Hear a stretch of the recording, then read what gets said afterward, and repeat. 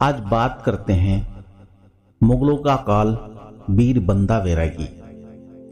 27 अक्टूबर सन 1670 को जम्मू कश्मीर के पुंछ में श्री रामदेव के घर एक सामान्य हिंदू परिवार में लक्ष्मण देव उर्फ बंदा बैरागी का जन्म हुआ था। वे बचपन से मल्लयुद्ध और कुश्ती में दक्ष थे। युवा अवस्था में शिकार खेलना उनका सबसे प्रिय खेल था। एक दिन शिकार खेलते समय अनजाने में उन्होंने एक गर्भवती हिरनी पर तीर चला दिया। इससे उसके पेट से एक शिशु निकला और तड़पकर वहीं मर गया। यह देखकर उनका मन खिन्न हो गया और वे घर छोड़कर तीर्थ यात्रा पर निकल गए। उन्होंने अनेक साधुओं से योग साधना सीखी और फिर नांदेड़ में कुटिया बनाकर रहने लगे। एक दिन सिखों के 10वें गुरु गोविंद सिंह उनकी कुटिया में आए। उनके चारों पुत्र बलिदान हो चुके थे। 2 वीरगति को प्राप्त हुए थे और 2 को मुगलों ने जीते जी दीवारों में चुनवा दिया था। उन्होंने इस कठिन समय में उनसे वैराग्य छोड़कर देश में व्याप्त इस्लामिक आतंक और अत्याचार से जूझने को कहा। गुरु की त्याग और उनके पुत्रों की बलिदान की कहानी सुनकर उनकी बाजुएं फड़क उठीं। उन्होंने गुरुजी का प्रस्ताव स्वीकार कर लिया और मुसलमानों के अत्याचार से भारत को मुक्त करने के लिए बने सिख पंथ के योद्धा बन गए। गुरुजी ने उन्हें बंदा बहादुर नाम दिया और एक हुक्मनामा देकर दोनों छोटे पुत्रों को जिंदा दीवार में चिनवाने वाले सरहिंद के नवाब से बदला लेने का आदेश दिया। बंदा बहादुर को पंजाब पहुंचने में लगभग 4 महीने लग गए। बंदा सिंह महाराष्ट्र से राजस्थान होते हुए नारनौल, हिसार और पानीपत पहुंचे और पत्र भेजकर पंजाब के सभी सिखों से सहयोग मांगा।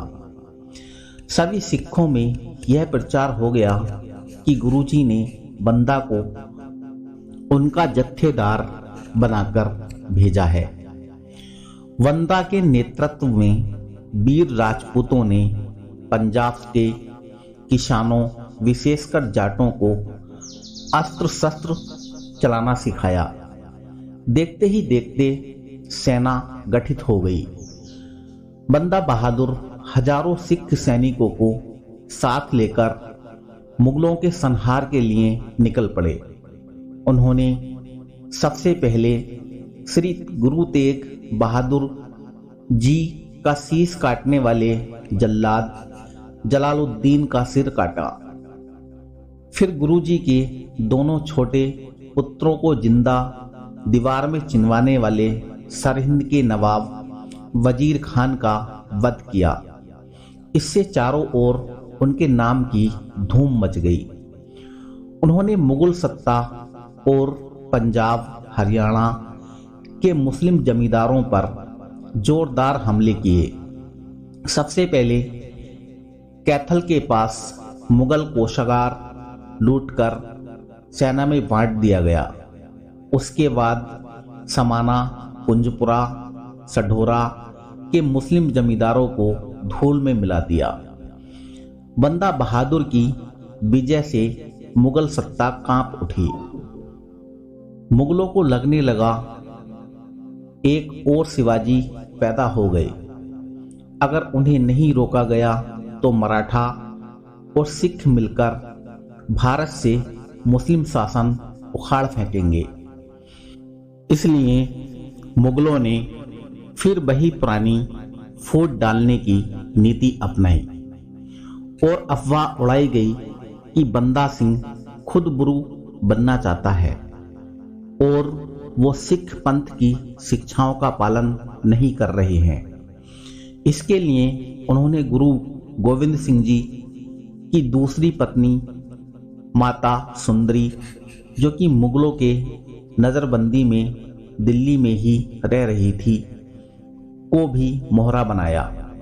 माता सुंदरी ने बंदा सिंह से रक्तपात बंद करने को कहा, जिसे बंदा सिंह ने ठुकरा दिया। परिणाम यह हुआ कि ज्यादातर सिख सेना ने उनका साथ छोड़ दिया। हालांकि पंजाबी हिंदू उनके साथ डटे रहे, जिससे उनको हिम्मत मिली। तब उन्होंने जाट, गुर्जर, क्षत्रियों के अतिरिक्त अन्य हिंदू जातियों और ब्राह्मणों को भी सैन्य प्रशिक्षण दिया और अपनी सेना को मजबूत करने की कोशिश की। सन 1718 ईस्वी के प्रारंभ में फर्रुखसियर की विशाल शाही फौज ने अब्दुल समद खां के नेतृत्व में धारीवाल क्षेत्र के निकट गुरुदास नंगल गांव में कई मास तक घेरा डाला, पर सफल नहीं हुए। तब मुगलों की मोहरा बनी माता सुंदरी के प्रभाव में बाबा विनोद सिंह ने बंदा बहादुर का विरोध किया और अपने सैकड़ों समर्थकों के साथ किला छोड़कर चले गए। मुगलों से समझौते और षड्यंत्र के कारण विनोद सिंह और उसके 500 समर्थकों को निकल जाने का सुरक्षित रास्ता दिया गया। इधर खाद्य सामग्री के अभाव के कारण स्थिति खराब होती जा रही थी। अंततः उन्होंने भूखे मरते औरतों बच्चों की हालत देखकर 7 दिसंबर को इस शर्त पर आत्मसमर्पण कर दिया कि मुगल असैनिक पुरुषों और निर्दोष औरतों बच्चों की हत्या नहीं करेंगे। पर ऐसा नहीं हुआ। मुगलों ने गुरदास नंगल के किले में रहने वाले 40,000 से अधिक बेगुनाह मर्द, औरतों और बच्चों की निर्मम हत्या कर दी। पंजाब के गवर्नर अब्दुल समद खान ने 21,000 सशस्त्र सैनिकों की निगरानी में बाबा बंदा बहादुर को दिल्ली भेजा। बंदा को एक पिंजरे में बंद किया गया था और उनके गले और हाथ पांव की जंजीरों को इस पिंजरे के चारों ओर नंगी तलवारों लिए मुगल सेनापतियों ने थाम रखा था। इस जुलूस में 100 बैलगाड़ियों पर हजारों सिखों के कटे हुए सिर रखे हुए थे और अन्य हजारों सिखों का सिर मुस्लिम सेना ने अपने भालों की नोक पर उठा रखा था। बंदा बहादुर के 780 सैनिक कैदियों के रूप में इस जुलूस में शामिल थे। मुगल इतिहासकार मिर्जा मोहम्मद हर्षी ने अपनी पुस्तक इबारतनामा में लिखा है कि हर शुक्रवार को नमाज के बाद 100 कैदियों को जत्थे के रूप में दिल्ली की कोतवाली के बाहर कत्लगाह के मैदान में, आज जहां हार्डिंग लाइब्रेरी है, वहां लाया जाता। काजी उन्हें इस्लाम या मौत में से एक चुनने के लिए कहते और फिर उन्हें तलवारों से निर्ममता पूर्वक कत्ल कर देते। यह सिलसिला 1.5 महीने तक चलता रहा। अपने सहयोगियों की हत्याओं को देखने के लिए बंदा को एक पिंजरे में बंद करके कत्लगाह तक लाया जाता ताकि वह अपनी आंखों से इस दर्दनाक दृश्य को देख सके। एक दरबारी मोहम्मद अमीन ने पूछा, तुमने ऐसे बुरे काम क्यों किए जिससे तुम्हारी यह दुर्दशा हो रही है? बंदा ने सीना फुलाकर गर्व से उत्तर दिया, मैं तो प्रजा के पीड़ितों को दंड देने के लिए परमपिता परमेश्वर के हाथ का शस्त्र था। क्या तुमने सुना नहीं कि जब संसार में दुष्टों की संख्या बढ़ जाती है तो वह मेरे जैसे किसी सेवक को धरती पर भेजता है। जब बंदा से पूछा गया कि वे कैसी मौत मरना चाहते हैं, तब बंदा ने उत्तर दिया, मैं अब मौत से नहीं डरता, क्योंकि यह शरीर ही दुख का मूल है। यह सुनकर सब और सन्नाटा छा गया। मुगलों ने उनसे इस्लाम कबूल करवाने के लिए अनेक हथकंडे अपनाए।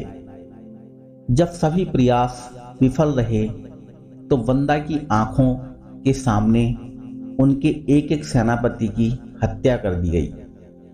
बंदा बहादुर का मनोबल तोड़ने के लिए उनके 4 वर्षीय अबोध पुत्रों अजय सिंह को उनकी गोद में डालकर काजी ने उन्हें चाकू से उसकी हत्या करने का आदेश दिया।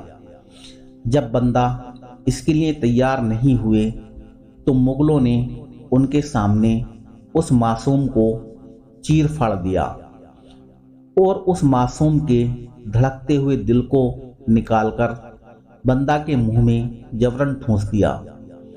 अगले दिन जल्लाद ने उनकी दोनों आंखों को तलवार से बाहर निकाल दिया।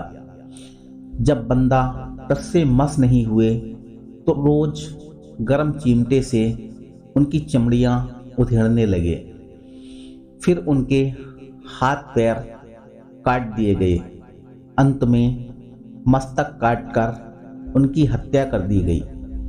बंदा बहादुर न तो गिड़गिड़ाए और न उन्होंने चीख पुकार मचाई। मुगलों की हर प्रताड़ना और जुल्म का सामना करते हुए वे राष्ट्र और धर्म की रक्षा के लिए बलिदान हो गए। ऐसे महावीर राष्ट्र धर्म की रक्षा के लिए अपना सब कुछ बलिदान देने वाले इस महान योद्धा को सत सत नमन। तो दोस्तों, कहानी कैसी लगी? यह कहानी सत्य घटना पर आधारित है। यदि आप हमारे चैनल पर नए हैं तो कृपया चैनल को सब्सक्राइब कर लें, बेल आइकन प्रेस कर दें ताकि आपको हमारे वीडियोज की तुरंत नोटिफिकेशन मिल सके। धन्यवाद।